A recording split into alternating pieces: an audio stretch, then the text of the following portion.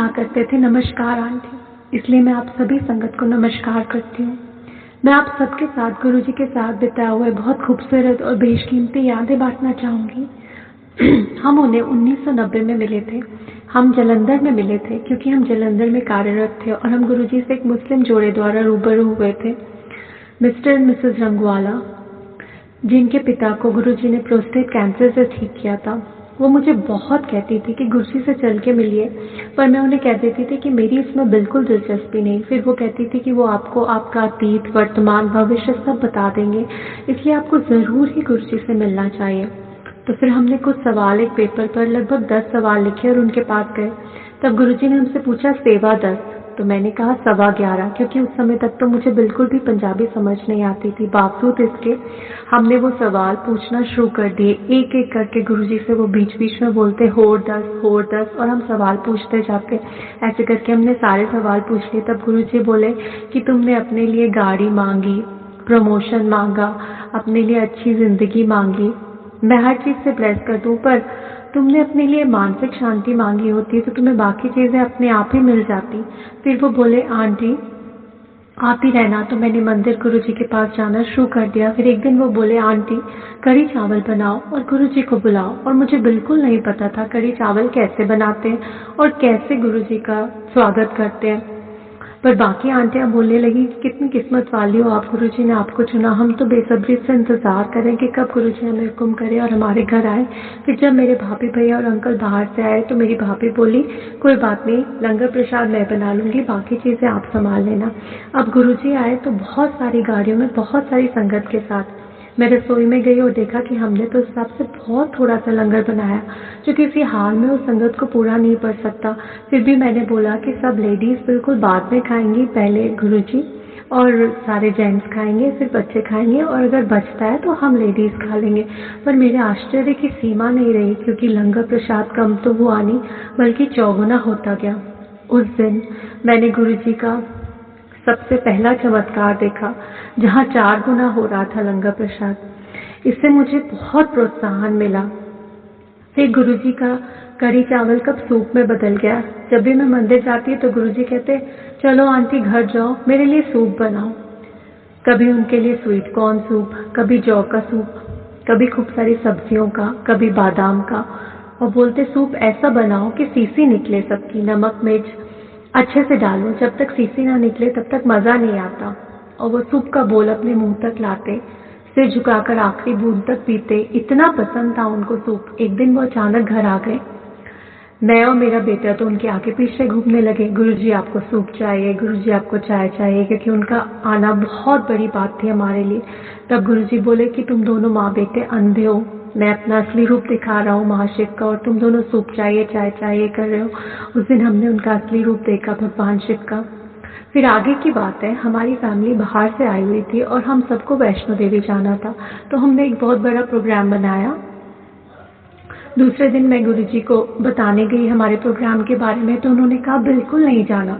मैंने कहा क्यों? जब तक वो बोले कि महाशिव तुम्हारे सामने बैठा है, सारे मेरे कोल ही हैं, महाशिव यहाँ बैठा है, कहीं जाने की ज़रूरत नहीं है। पर मैंने उनकी आज्ञा नहीं मानी और हम दूसरे दिन बहुत सुबह निकल गए।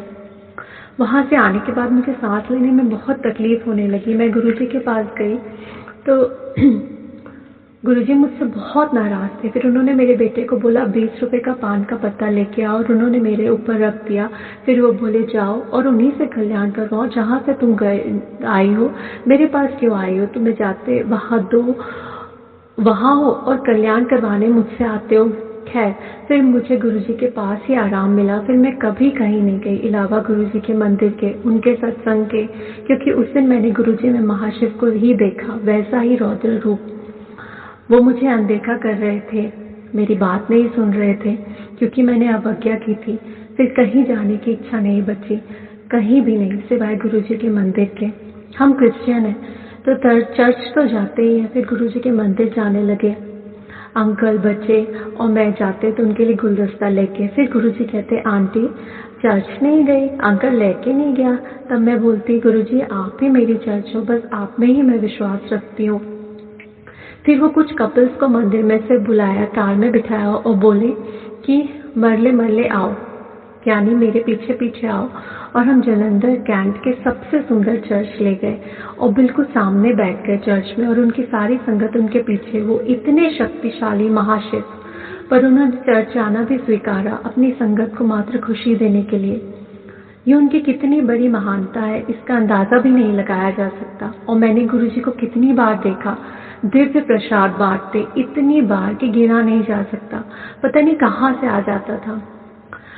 बस एक मुझे बहुत अच्छे से याद है, उन्होंने मुझे बहुत प्यार से एक साड़ी दी थी दिव्य प्रसाद के रूप में निकाल के, और बोले कि आंटी इसको अपनी अलमारी में संभाल के रखो सूची जगह पर, और किसी को मत बताओ।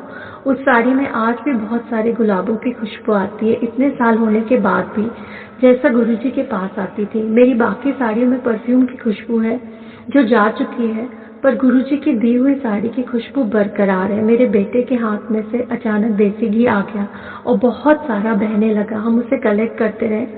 मेरी बेटी के हाथ में छोटी सी मिश्री आ जाएगी तो वो छोटी मिश्री बड़ी हो जाएगी अपने आप, और उसमें गुरुजी की फ्रेग्रेंस भी आ जाएगी। एक दिन उन्होंने गुलाब की पंखुड़ियों की वर्षा करी और 31 की रात को, और जिन दो संगत को दी वो थी सरिता मरकार आंटी और अंकल डॉक्टर चहल। अचानक से गुरुजी अपनी सीट से उठे और अंकल के सर पर हाथ रखते हुए पंखुड़ियों की बारिश कर दी, और फिर आगे बढ़े तो उन आंटी के सिर पर हाथ रखते हुए उनके ऊपर पंखुड़ियों की बारिश की। वो इतना खूबसूरत था। फिर बोलते, आंटी तुम सिर्फ गुरुवार और रविवार को आया करो। ये सत्संग मेरे दिल के बहुत करीब है, क्योंकि गुरुजी में इतना चुंबकीय आकर्षण था कि भागते थे सब वो सबसे, पर सब उनकी संगत उनका पीछा नहीं छोड़ती। फिर बोलते, चलो जदों मर्जी है तब आओ। फिर हम कभी भी किसी भी दिन चले जाते। जालंधर में इतना रश नहीं था जितना दिल्ली में होता था।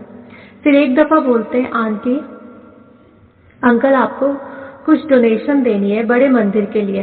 एक अमाउंट बताया उन्होंने। लाके मुझे दो। मेरे अंकल आर्म्ड फोर्स में थे, उनके पास इतना अमाउंट नहीं था। हमारी आपस में बहस भी हो गई। फिर हम मंदिर जाते तो गुरुजी फिर बोलते, आंटी पैसा लाए, तो हमें बड़ी शर्म आ जाती, और मैं कहती अंकल से कि कुछ भी करो, एफडी तोड़वाओ, कैसे भी करो, पर मैं गुरुजी के पास अब मंदिर नहीं जाऊंगी बिना पैसे लिए। फिर अंकल ने कैसे भी करके पैसे लिए। फिर हम मंदिर गए तो गुरुजी बोले, आंटी पैसा ले आई? तो हमने बोला हाँ। तो गुरुजी ने हमें अपने विश्राम गृह में लेके गए, और जब हमने उन्हें पैसा दिया, अपने बैग में से निकाला, तो उन्होंने पैसा लिया और नमस्कार की अवस्था में अपने सर पर लगा लिया। हमें वापस करते हुए बोले कि तुम दोनों अपनी श्रद्धा के टेस्ट में पास हो गए। मैं तुम्हारी परीक्षा ले रहा था, तुम्हें नींबू की तरह निचोड़ रहा था, ये देखने कि तुम लोग रहते हो कि भाग जाते हो। तुम दोनों अपनी इस परीक्षा में पास हो गए। अब इस पैसे को लेकर हैदराबाद जाओ और एक छोटा सा प्लॉट ले लो। हमने वैसा ही किया। ये गुरुजी के तरीके हैं हमें आजमाने के, जिससे हम अनजान होते हैं, पर हमें सजग रहना चाहिए कि कब हमारी परीक्षा हो जाए। मेरे घुटने में बहुत दर्द रहता था, कोई दवाई काम नहीं आती थी। फिर एक दिन मेरे घुटने में इतना दर्द हुआ, मैं पूरी रात दर्द से तड़पी और फिर दिन में सो रही थी। इतने में गुरुजी आ गए और घर आके बोलते, आंटी किधर है? तब बताया कि वो सो रही है, रात भर दर्द के कारण जागी थी। तो वह बोले, रसोई में से एक चम्मचा लाओ। वो चमचा में देख के कुछ मंत्र बोलते थे, ओम नमो, मुझे ठीक से याद नहीं, पर कुछ बोल के वो जहाँ दर्द होता था वहां लगाते थे, अपना सिर हिलाते हुए। फिर बोले, उठो आंटी। मुझे प्यार से पीठ पे थपथपाते हुए बोले, जाओ अभी चाय बनाओ, ऐश करो, ठीक कर देता। बाद में पूछते हैं कि अभी दर्द कैसा है। कुछ दिनों बाद, तुम्हारा चीची गुडे मतलब घुटना। मैंने कहा थोड़ा दर्द है। फिर बोले कि 10% रखना, नहीं तो तू भाग जाएगी। फिर मैं चलती भागती घूमती रहती थी, पर अभी कुछ बढ़ गया है दर्द, पर कोई बात नहीं, इतना तो मुझे सहना। 10% बोले हैं गुरुजी, तो मैं मैनेज कर लूंगी। जब मेरे अंकल गुरुजी से पहली बार मिले तो गुरुजी ने पान के पत्तों से इलाज करते थे। मेरे बेटे को बोला कि 20 रुपए का पान का पत्ता लाओ, और बोले चलो अंकल आओ। कुछ मंत्र बोले, सिर हिलाया और उनके पेट के बीच में रख दिया। फिर बाकी संगत से मिलने चले गए। थोड़ी देर बाद आए और बोले, अंकल कैसा लग रहा है? अंकल बोले इतनी आग निकल रहा है, इतनी आग निकल रही है मेरे पेट में से। तब गुरुजी बोले कि तुमको ऐसी बीमारी थी कि तुम सुन नहीं पाओगे। जाओ अंकल, 20 साल का एक्सटेंशन दिया, 20 साल आपकी ज़िंदगी बढ़ा दी। फिर हमने वो 20 साल ज़िंदगी में सबसे अच्छा समय देखा, कोई बीमारी नहीं, कुछ नहीं। गुरुजी ने पूछा एक दिन चाय बनाना आता है? मैंने कहा नहीं। तो उन्होंने मुझे चाय बनाना सिखाया जलंधर मंदिर में। गुरुजी बोले पहले पानी चढ़ाओ, छोटी इलायची पीस के डालो, लौंग कूट के डालो। जब पानी में उबाल आए तो चाय की पत्ती डालो, फिर चीनी रोक के डालो, दूध ठोक के डालो। फिर जब चाय पतीले के ऊपर तक आए फिर नीचे करो, 3 उबाल दो। उनके पास 2 पतीले होते थे, एक पतीले से दूसरे पतीले में डालकर चाय में झाग लाते थे। ऐसे उनको अपनी चाय पीना पसंद थी। उन्होंने मुझे ऐसे चाय बनाना सिखा दी और फिर कहते थे आंटी जा चाय बना के लाओ। मैं उनके लिए बड़े मज़े से चाय बनाती थी। मेरी एक सहेली थी जलंधर में, हम दिल्ली से जलंधर उससे मिलने गए, प्रीति सोडी। उसके घर में डाइनिंग टेबल पे 12 लोग बैठ सकते थे, हम 12 लोग बैठे हुए थे। उनकी सासू माँ बोली चाय कौन कौन लेगा? तो सबने बोला कि हम मंदिर में ही पियेंगे, क्योंकि हम मंदिर चले जाते थे सुबह से और रात तक रहते थे। तब उनका बेटा बोलता है कि नहीं, हम यहीं पीते हैं, मंदिर में कोई अच्छी चाय नहीं बनाता।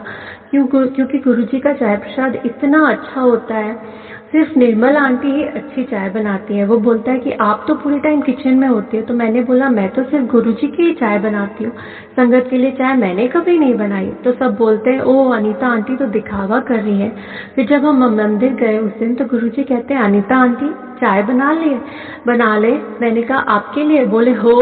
तो मैं बना के ले आई। जैसे ही मैं बैठी फिर गुरुजी बोलते अनीता आंटी चाय बना ला संगत के लिए। उस दिन सारा दिन गुरुजी ने मुझे बैठने नहीं दिया, बार बार मैं सारी संगत के लिए चाय बनाने लगी।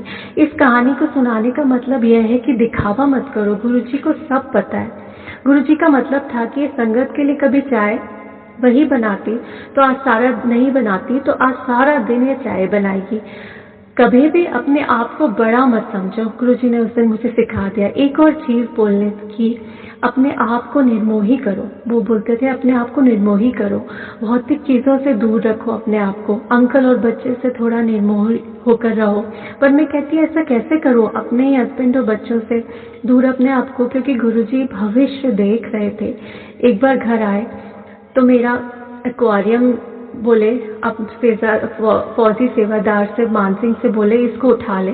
फिर दूसरी बार आए तो मेरा शैंडिलियर लैम्प बोला उठा के इसको मंदिर में रखवा दे, मेरे बेड के कवर्स मंदिर पहुंचा दे, मेरे फेवरेट पौधे बोलते हैं सब मंदिर पहुंचा दे। मतलब जो भी जिस सबसे मैं जुड़ी हुई थी वो मुझे बहुत अच्छा लगता था, सबसे मुझे निर्मोही कर रहे थे। फिर मुझे बाद में समझ आया कि गुरुजी भविष्य देख रहे थे कि मेरे हस्बैंड 20 साल बाद जाने वाले थे। फिर मेरे बच्चे बाहर चले गए, बेटे की शादी हो गई, बेटा कनाडा सेटल हो गया। मैं एक छोटी सी जगह पर गुरुजी की पसंद की बिल्डिंग सत्सरी में, जहाँ गुरुजी के सारे फॉलोअर्स रहते हैं, ज़्यादा से ज़्यादा संगत रहती है, गुरुजी ने मुझे वहाँ पहुँचवा दिया। उस समय जो मैं भौतिक चीज़ों से जुड़ी होती तो शायद मैं वहाँ नहीं रह पाती। उन्होंने मुझे सिखाया कि सादा जीवन ही सर्वोत्तम है। फिर बोलते हैं आंटी पासपोर्ट बनवा ले। मैं कहती गुरुजी मैंने कहीं नहीं जाना इंडिया छोड़ के। तो वो बोले मैं बनवा दूँ? तो मैंने कहा नहीं कोई बात नहीं। फिर हमने पासपोर्ट मिलके बनाया। फिर समझ में आया कि मेरी बेटी हांगकांग में काम करती है, फ़्लाइट अटेंडेंट है। हमने फिर सारी दुनिया घूमी क्योंकि गुरुजी ने हमारा पासपोर्ट तो बनवा ही दिया था। वो हमारी रसोई में आते और सबको बाहर निकाल देते और सेवादारों से बोलते चलो हम मटर आलू बनाते, सारी आंटियां आराम करेंगी, इसको पीसो उसको कूटो। और कहते आंटी सिर्फ एक चीज़ बनाया कर, बहुत चीज़ें बनाने की ज़रूरत नहीं, एक चीज़ और रोटी। और फिर लंगर खा के मानसिंह से बोलते चलो साइकिल निकालो। और कैंट एरिया हमारा गार्डन एरिया बहुत बड़ा था, उसमें वो एक आम आदमी की तरह, महापुरुष होते हुए भी, भगवान होते हुए भी आम आदमी की तरह कुछ महसूस करना चाहते होंगे तो साइकिल चलाने लगते थे खुले आसमान के नीचे। फिर मेरे बेटे से कहते चल स्कूटर निकाल और उसमें बैठ जाते, उनका चोला उड़ता और ऐसे वो मंदिर चले जाते और कहते हौले चला रिक्की हौले चला। सत्संग तो बहुत सारे हैं मेरे पास। मेरे कहने का मतलब है गुरुजी मेरे दोस्त हैं, मेरे गुरु, मेरे सबसे अच्छे साथी जिन्होंने मुझे रोते भी देखा, हंसते भी देखा। मैं उनका कितना शुक्राना करूँ कम है, जिंदगी उनके बिना अधूरी है, बस हर पल उनका शुक्राना है। जय गुरुजी।